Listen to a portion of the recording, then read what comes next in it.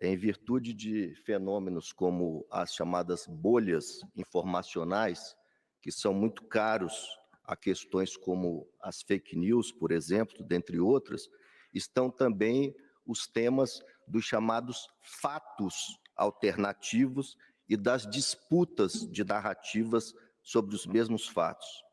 Até passado bastante recente, convivia-se muito bem com versões diferentes, com visões diferentes, mas dos mesmos fatos. Isso é próprio da democracia em sentido substancial. É bom que seja assim e sempre foi assim.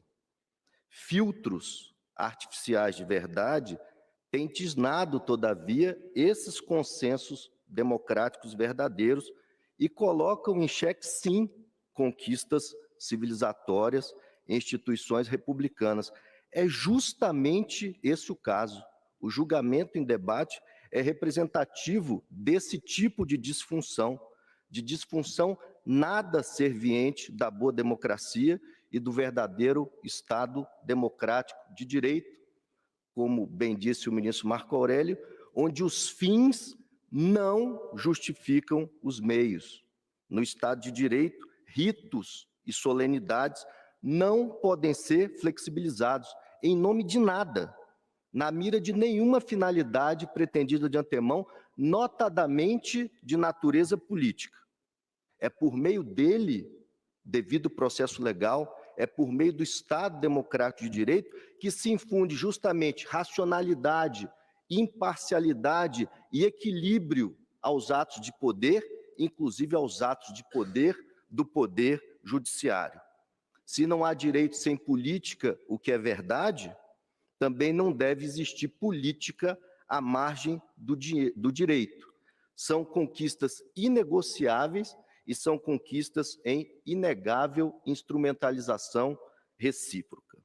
Graças justamente ao império do direito, ao império da lei, o Estado democrático de direito, não precisamos acreditar em homens, ainda que bem intencionados, para alguns chamados de déspotas esclarecidos, mas sim na lei, mas sim na justiça, como acesso à ordem jurídica justa. Com todo respeito ao ilustre advogado que me antecedeu na tribuna, não está em julgamento, como quer se fazer crer, o bolsonarismo.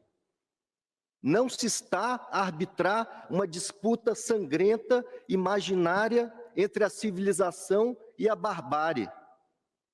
Não está em julgamento, mesmo porque o Tribunal Superior Eleitoral é um tribunal, não é um parlamento, não é um colégio eleitoral.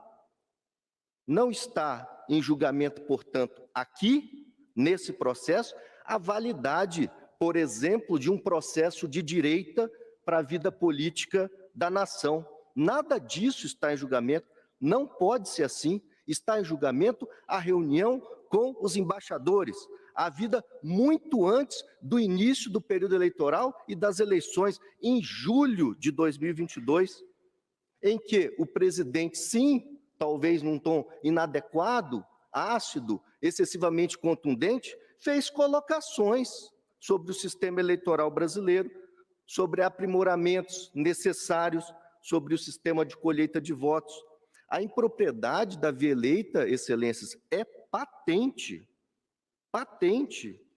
São tipos que, num escrutínio severo, isso seria legítimo, teriam o condão de gerar multas, ou por descumprimento do artigo 36, ou por descumprimento do artigo 73, ambos da lei das eleições. Multas, aliás, nos moldes de tantas que foram aplicadas pelo próprio Tribunal Superior Eleitoral em casos rigorosamente semelhantes. Não é preciso ter uma memória prodigiosa para relembrar que multas foram aplicadas pelo TSE ao próprio investigado, ao senador Flávio Bolsonaro, ao deputado Nicolas Ferreira, à deputada Carla Zambelli, dentre outros. Multas por falas de conteúdo desinformacional. Pelos mesmos fatos em julgamento, ministro Alexandre, o presidente Bolsonaro já foi multado. Representações, não AGES, representações do PT, do PCdoB, do Ministério Público Eleitoral e do próprio PDT, sobre os eventos, sobre a reunião com os embaixadores. Em julgamento conjunto, o tribunal, inclusive, aplicou a multa de R$20 mil a Jair Messias Bolsonaro. Mas há mais.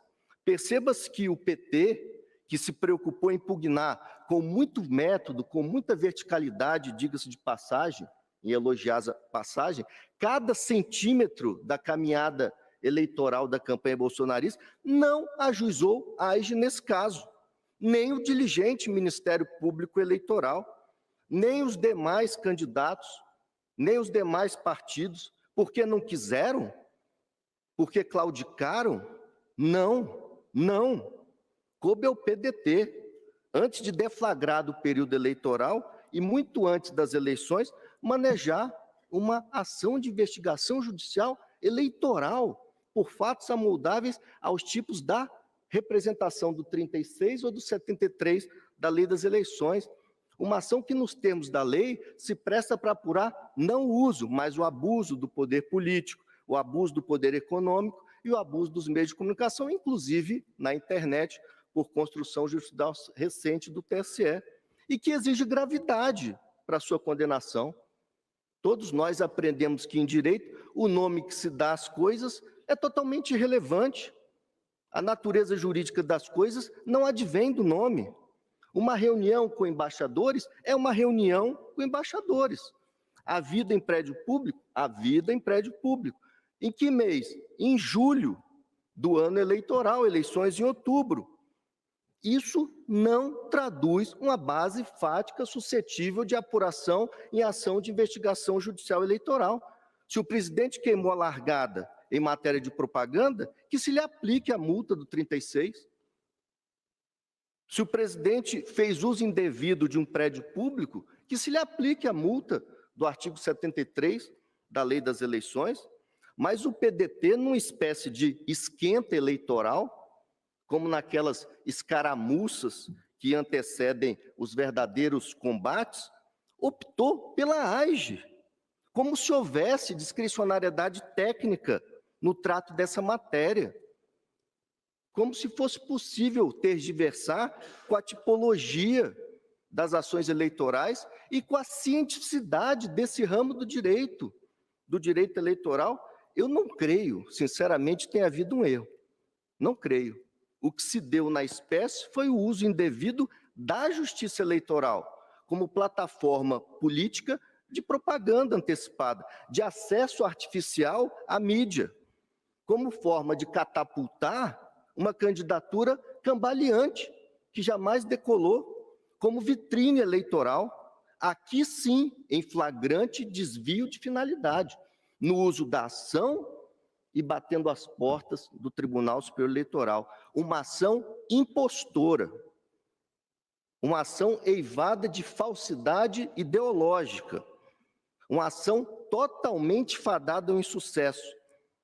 Talvez por isso, diante desse fracasso iminente, desse retumbante insucesso anunciado, sobreveio o uso desesperado de uma espécie de boia de salvação, materializada numa injustificável alteração da causa de pedir, como se as ações eleitorais fossem buracos negros, como se as ações eleitorais tivessem causa de pedir aberta, como ocorre no processo de controle concentrado de constitucionalidade.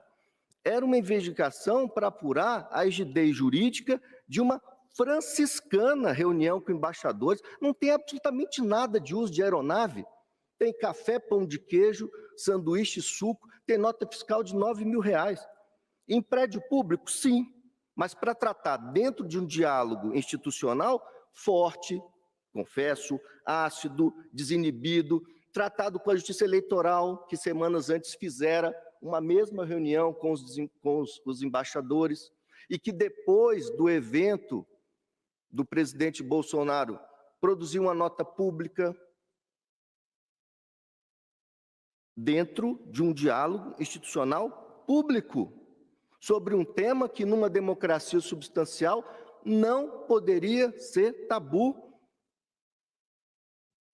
numa nova narrativa, então, muito diferente, muito inventiva, falaciosa, com o devido respeito, aquela simples reunião de julho do ano passado passou a ser tida como o acender de um rastilho de pólvora que redundou na lamentável explosão dos atos do dia 8 de janeiro. Incidente lamentável, mas há 3 dias atrás, o atual ministro da Defesa do governo petista, que é um homem lúcido, esclarecido, o ministro Zé Múcio, já disse: esse evento não teve um grande líder, não teve uma liderança identificada, está em todos os jornais isso. Introjetou-se, ministro Floriano, a fórceps nas vísceras desse processo original que cuidava de um assunto diverso, um corpo estranho, tumoroso.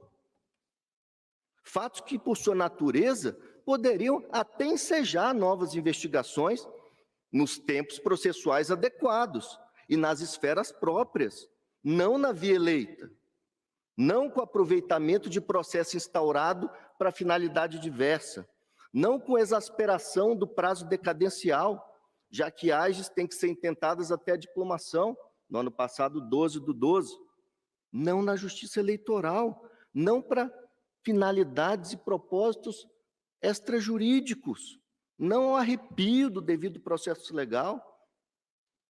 No devido processo legal, são os meios que justificam os fins, não para colocar fim eleitoral em Bolsonaro, no bolsonarismo, ou mesmo para varrer do mapa político um projeto de direita para o Brasil.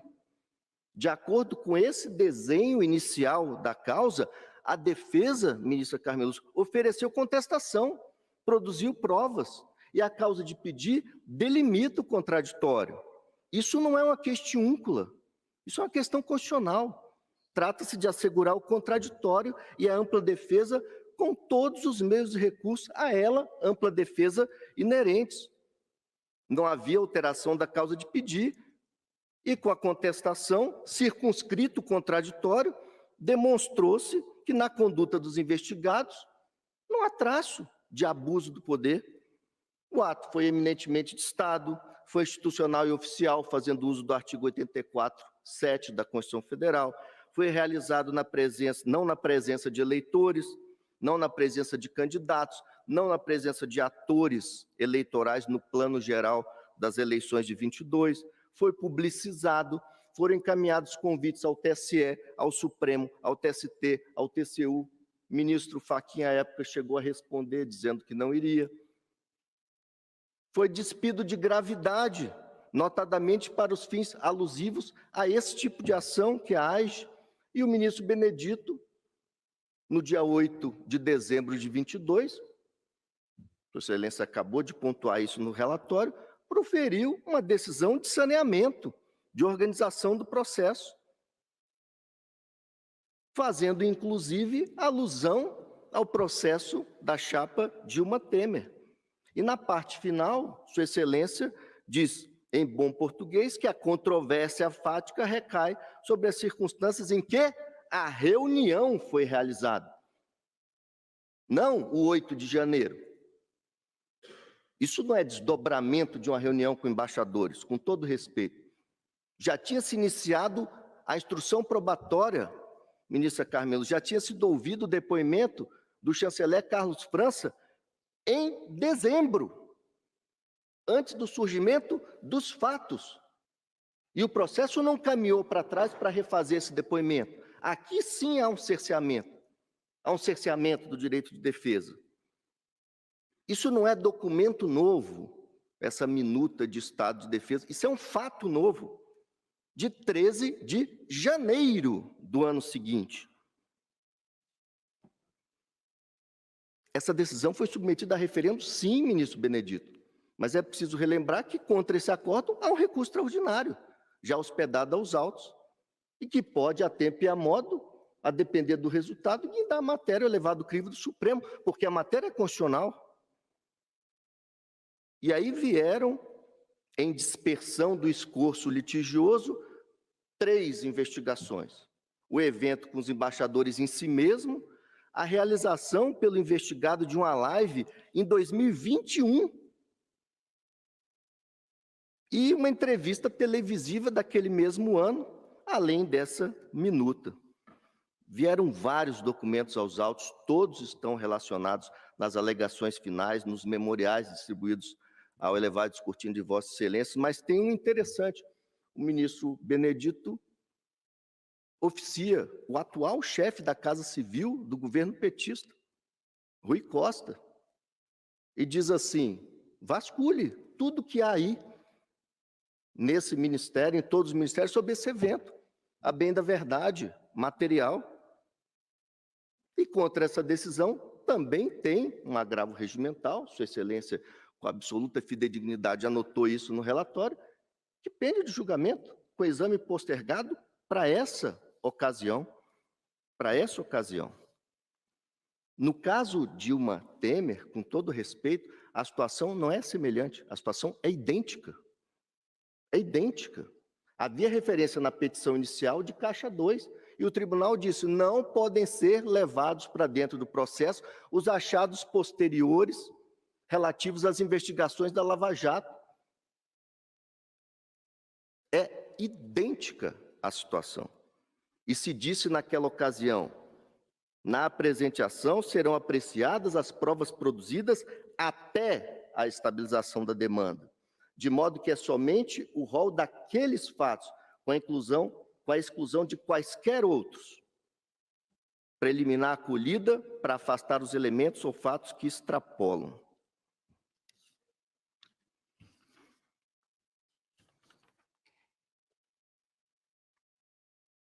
O que houve nessa reunião, eminente presidente, senhores julgadores? Essa reunião nem de longe ostenta um caráter eleitoral. Essa reunião ostenta uma reunião de caráter diplomático. Como se viu, semanas antes, o Tribunal Superior Eleitoral convoca embaixadores, presidido à época pelo ministro Fachin, e faz uma exposição do que entende ser o discurso adequado para a justiça eleitoral. O presidente, e aqui se fez referência a diálogo institucional por isso, não num diretório partidário, em evento oficial, constante da agenda oficial, chama os mesmos embaixadores, chama o ministro Fachin, para fazer uma espécie de contraponto institucional. Se o presidente é habilidoso ou não é habilidoso no vernáculo, isso também não está em julgamento. Tudo a demonstrar que se tratava, como se viu, de um ato típico de governo. Todas as testemunhas, que inclusive foram ameaçadas pelo advogado que me antecedeu da tribuna, em uníssono disseram exatamente a mesma coisa. Não tinha nada de eleitoral. Um evento de eleitoral ia ser convidado o ministro-presidente do TSE, um evento de eleitoral que não tem nem o candidato a vice do pré-candidato, não tem um político, não tem um candidato a nada. E o que veio lá da Casa Civil, depois dessa devassa do ministro Rui? Nada. Convites a embaixadores, convites a autoridades nacionais, selos, envelopes, respostas e confirmações de presença, ofícios circulares internos. Não tem nada de uso de avião da FAB, eu não vi nada disso no processo, e eu li muitas vezes. Assim como é fantasiosa a inicial, é fantasiosa a narrativa oral que acabei de ouvir. O discurso do presidente dizia, dentre outras coisas, nós queremos corrigir falhas, nós queremos transparência. O TSE, 2 ou 3 dias depois desse evento, publica uma nota pública que foi apresentada como resposta ao teor da reunião. Globo, Portal UOL, Revista Isto É, Veja, Metrópolis, SBT, Correio, dentre outros. Se alguma gravidade havia, do ponto de vista eleitoral, que se admite apenas para argumentar, essa providência acabou com ela. E aquela liminar que tinha sido concedida pelo tribunal que proibira a repercussão do evento, deram o tiro de misericórdia nessa imaginária gravidade que aquela conduta pudesse ostentar. O Tribunal Superior Eleitoral, no âmbito das duas competências, da administrativa e da jurisdicional, fez se esfumaçar a gravidade alegada na petição inicial. A autora, com todo respeito, sem nenhum pudor, junta esse documento apócrifo, impertinente, sem qualquer conexão com a lide. Os achados que vieram do Supremo, o ministro Alexandre pode me corrigir se eu estiver errado, contém, por exemplo, uma perícia papiloscópica sobre esse documento, dizendo assim, não é assinado, não é datado, não possui identificação e jamais foi tocado por alguém que não o escrivão da Polícia Federal, que fez a diligência e não se ocupou de colocar nem luva de látex, e a advogada que acompanhou a diligência. São as duas digitais que estão nesse documento, que nem merece o nome de documento, porque não é identificado, não é datado. Chegaram a dizer, Tarcísio, você tem participação? Não, tem até erros de português, ministro Carminho. É um documento risível, é um documento que foi parar na casa do ministro Anderson, não saiu de lá e não teve propósito outro senão ir para o lixo. E nunca foi publicado e nunca foi aplicado o artigo 136 da Carta Política Maior, convocação do Conselho da República, Conselho de Defesa. Vejam, houve quebra da cadeia de custódia, o documento é inútil, e inútil, inclusive, para o que ele pretende insinuar. Aliás, pelos mesmos fatos, ministro Cássio, a doutora Lindora, vice-procuradora-geral da República, pediu o arquivamento da investigação pelo âmbito criminal, pelos fatos do 8 de janeiro. Processo da relatoria do ministro Fux. Esse documento nunca foi publicado.